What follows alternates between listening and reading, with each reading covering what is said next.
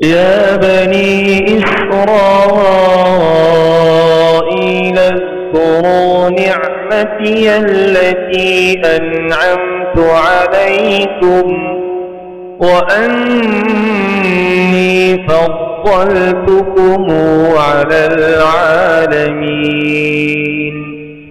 واتقوا يوما لا تجزي نفس عن نفس شيئا ولا يقبل منها عدل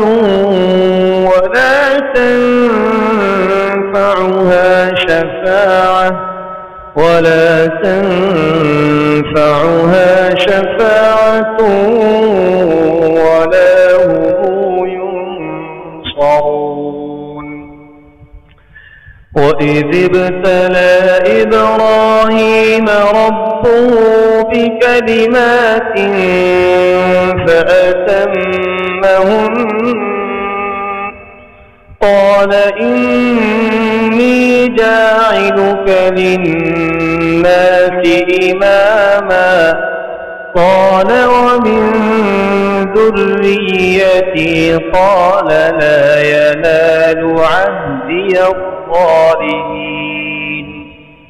وإذ جعلنا البيت مثابة للناس وأمنا واتخذوا من مقام إبراهيم مصلى وعهدنا إلى إبراهيم وإسماعيل